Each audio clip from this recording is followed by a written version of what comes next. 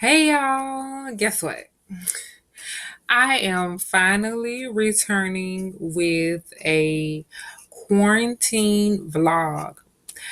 I haven't updated my YouTube channel in a while, and that's because of everything that's going on with the coronavirus and the restrictions placed on everybody to quarantine and wear their mask and gloves. And I've been doing the same, but only as much as I can because some things have to get done while other things can wait. And um, I've been doing that, quarantining. But in my spare downtime that I do have now, that I wouldn't normally have with what I'm required to do, I've been doing some light reading in order to conduct more book reviews, which is what you know my YouTube channel to offer. And so I've been doing my reading and doing things like updating subscriptions, canceling those that I don't need anymore. And one of the subscriptions I was able to renew is with Vogue in order to get an issue of the Vogue US for the next 24 months. I went ahead and updated that subscription during this downtime. And speaking of Vogue, one of the things I've been reading is old issues of magazines. So, doing so, I decided that this book review will actually be a review of one of the classic issues of Vogue I was able to pull out of my personal archives. And with no further ado, here is my review of the US Vogue from May of 2009.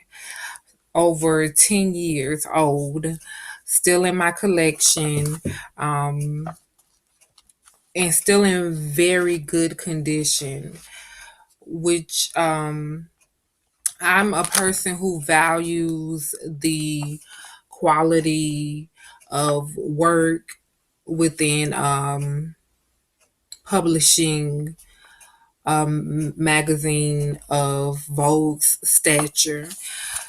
So I appreciate the keepsake element of print work as well.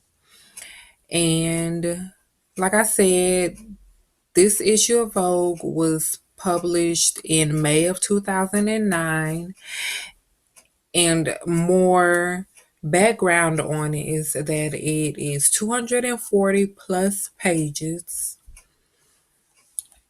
and costs around $4 for US and $5 otherwise. And so, even more background is when I saw this issue of Vogue on the shelves, I was immediately drawn to it by the cover, which is why most people are drawn to a magazine. But the cover really drew me into it, being that it's a model themed issue of Vogue. It's model themed and really shows these faces in its bareness, and that theme occurs throughout this issue. So I saw the faces and I was drawn to the cover, and I went on to read the cover story teasers, and uh, thought that that was reason enough for me to go ahead and purchase the issue, beyond just being drawn to the photo and returning the magazine to the shelf.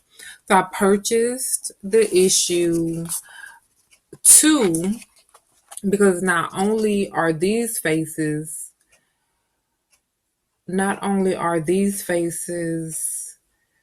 featured on the cover photo is an entirely themed shoot called The Faces of the Moment. So these lovely women are featured on the cover, but the cover unfolds into a 3-page spread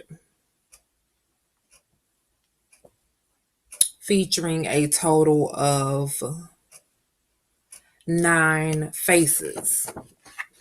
And the cover photo for this May 2009 issue of Vogue was shot by photographer Stephen Mazel. And you get another good look of that cover photo in full in a smaller format, but in full within the magazine around the table of contents section. So once again, the cover story teasers really drew me into the magazine, and one of the stories featured is actually relatable to what a lot of us are going through now with the coronavirus outbreak, and that is losing your job. So, what one writer shares is her story of being accustomed to glamorous clothing and jewelry and things of that nature, maybe fragrances and more, or things of that nature, and living that lifestyle due to being able to work a permanent position, but then being pink slipped and having to live the life she's accustomed to on a $50 a day budget. And the writer goes on to share that she reached out to friends as resources and got feedback like learning to budget, signing up for payment plans where her credit could be repaired if necessary, and doing things like writing a book, but just keeping up with the life she's accustomed to. And in particular, to give an example of what she's accustomed to, she follows her experience with purchasing a snake style ring and having to return it for the funds, but then getting a break after being pink slipped and being able to go and repurchase that ring using a payment plan. So that's the story that writer shares. And as a reader, I'm left curious as to the writer's circumstances at this day and time during this pandemic, and how it feels to probably be ahead of the curve.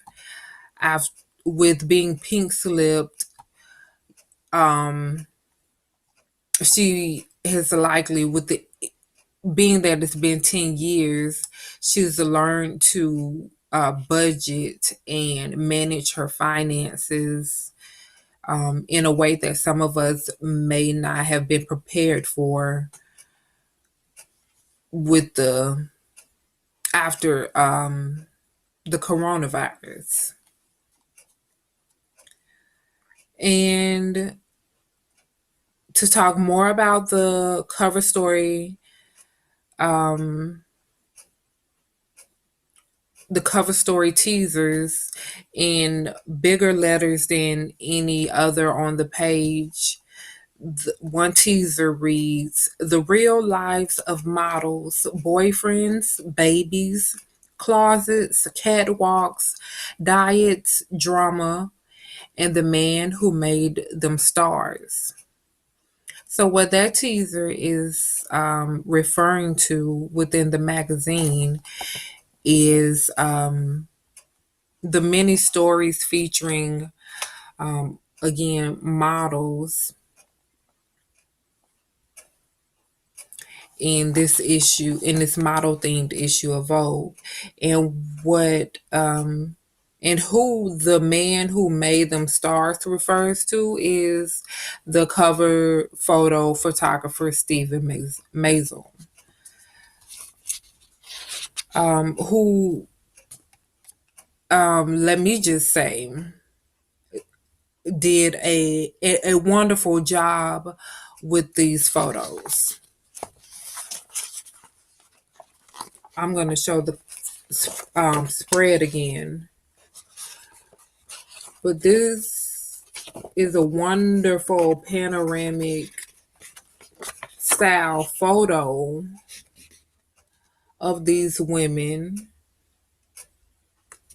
and the styling contributed to that as well. But it really shows them in their facial bareness. A lot of times, models are pursued because of their figure, or that's the stigma a lot of times with around models is their figure and walk and things below the neck. But this cover photo for this issue of Vogue gives us hair, it gives us eyes, it gives us woman, it gives us style, natural style. And the photographer was able to capture that wonderfully. And the stories within the issue about the realness of models includes a feature on models and their boyfriends. It's a short photo spread near the end of the magazine. And within the body of the magazine, you find stories of roundtable talk between an interviewer and veteran models like Iman and Naomi Campbell and more, much more. And then there is a feature on the photographer and his relationship to his to the models he shoots, and his hand in making them famous. Um, Another,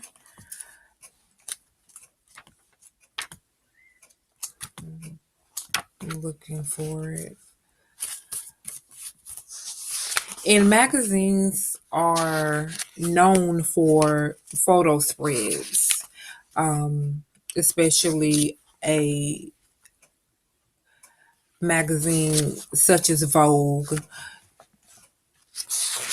is known for its photo spreads. And on page 33 of this May 2009 issue of Vogue, I was impressed with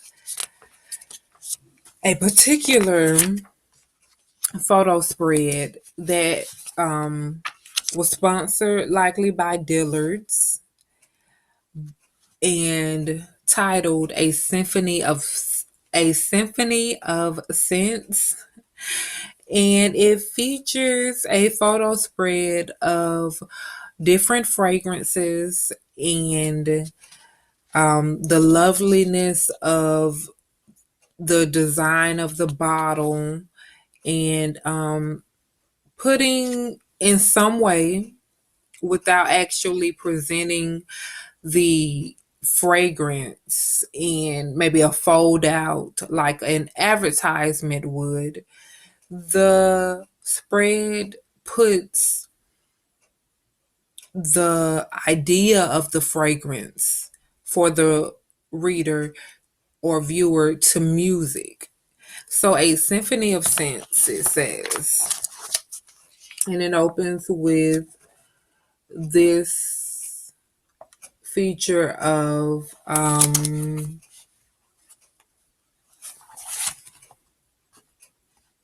Bulgari, a Bulgari scent.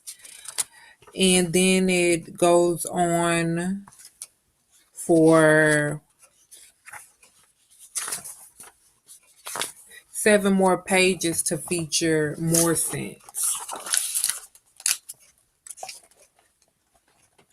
more fragrances. I don't know how visible that is, but I'll read some of them off. Like Vera Wang, Rock Princess,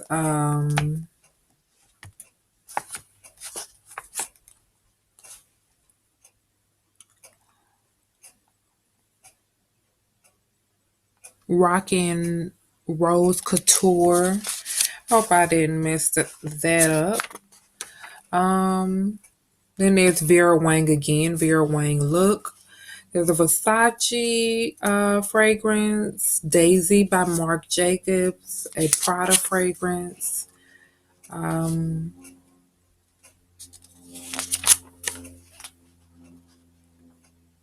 yeah, I'm gonna try to make some of these make sense. That's the closing page. More scents here. And yeah, so it puts the idea of what the fragrance smells like to music for the reader. I thought that was just a wonderful concept. Whoever came up with that concept, that was really super creative.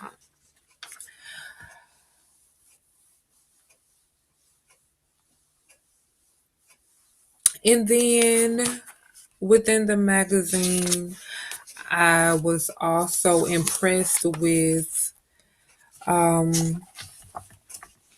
the Vogue point of view section, which is a recurring section in Vogue issues. It's a really brief, I guess I would say, statement of Vogue's point of view regarding the theme of the particular issue. And again, this is a model themed issue of Vogue, not just display of models throughout advertisements. Vogue really delved into the life of the off duty model. And what the point of view says is, and I'll read it word for word, it's only a page. But what it says is say my name. What makes a model a star? As with fashion itself, reputations are built not on perfection, but on the diamond brightness of a woman's or a look's individuality. We use just a first name when we talk about them, like a friend, Natalia, or that one girl who was a legend in high school, Giselle. Or if you allow a twinkling sprite of a storybook, Twiggy. Why are we so persistently interested in the tall, thin young woman with wide set eyes who put on clothes for a living? Is it just because we envy them the circumference of their waist, their legs up to their jawbones? Of course not. It's because we recognize in them not just beauty, but that which we all possess, uniqueness. In 2009, our idea of chic is moving beyond conformity. The best fashion, like the most sterling beauty, isn't about flawlessness. Witness Lakshmi's wearing irresistibly exuberant prints that feel at home amid the riotous of a gone market. Or elegant tomboy Daria bringing joyful life to a dress seemingly whipped from clouds through sheer force of personality. Or the snowflake score of no two alike mega mannequins that Stephen Maisel launched into the skies. What fires our desire? What keeps our eyes fixed to the pages of a magazine? To borrow words from the poet Gerard Manley Hopkins, all things counter, original, spare, strange. That was beautifully put as Vogue's point of view about this model themed issue of the magazine.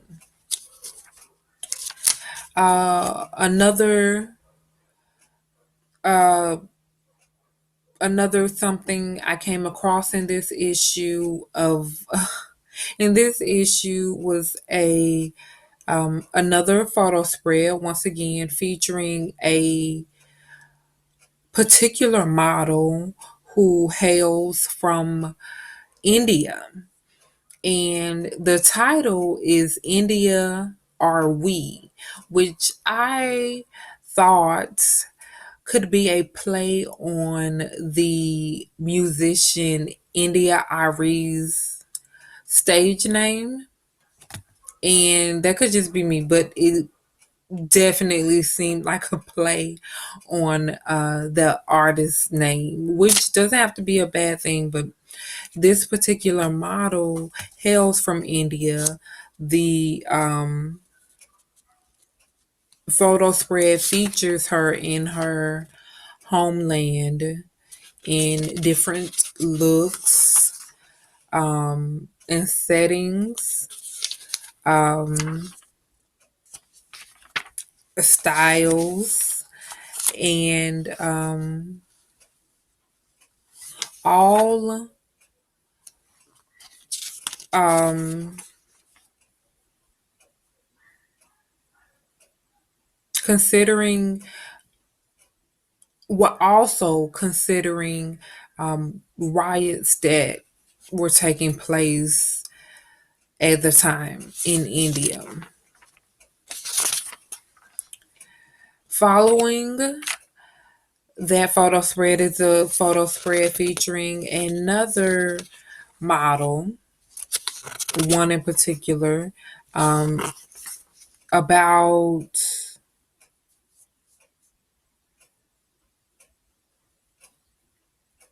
the India Are We photo spread was actually a 12-page spread, and this photo spread following that one is an 8-page spread, and then following that photo spread is another 12-page spread of one model actually recreating iconic photographs. What I would have liked to see Vogue do within that photo spread is insert the original photos so that we as readers could compare the original photo to the recreated photo and enjoy those looks that way. One included a recreation of a Twiggy photo, who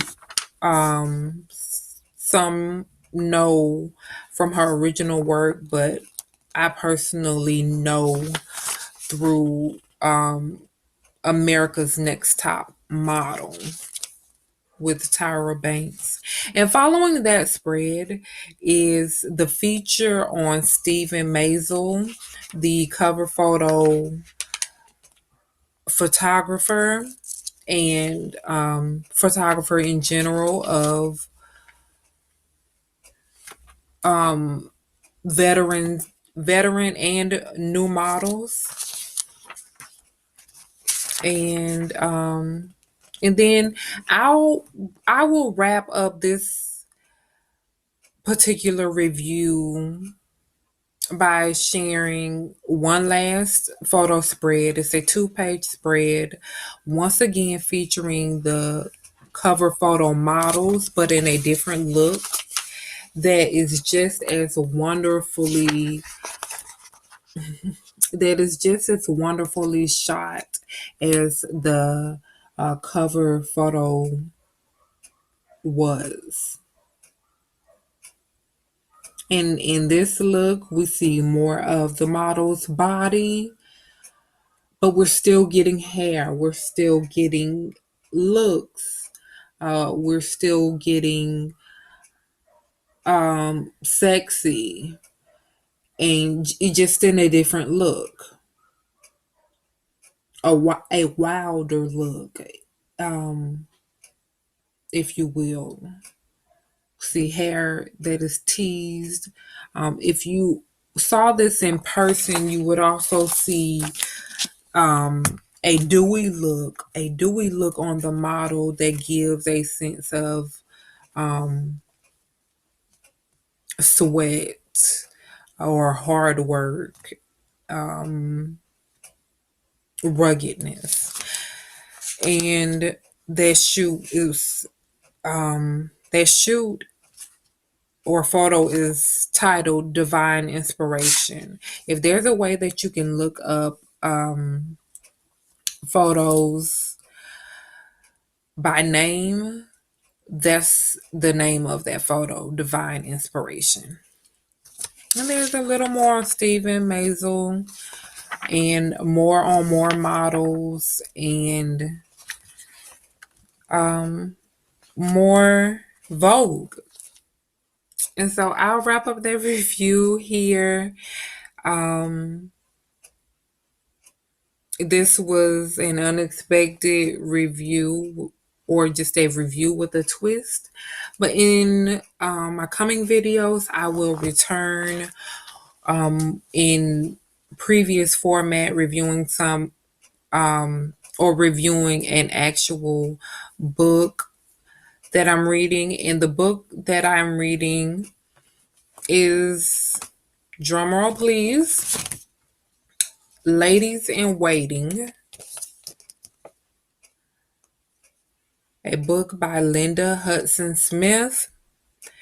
And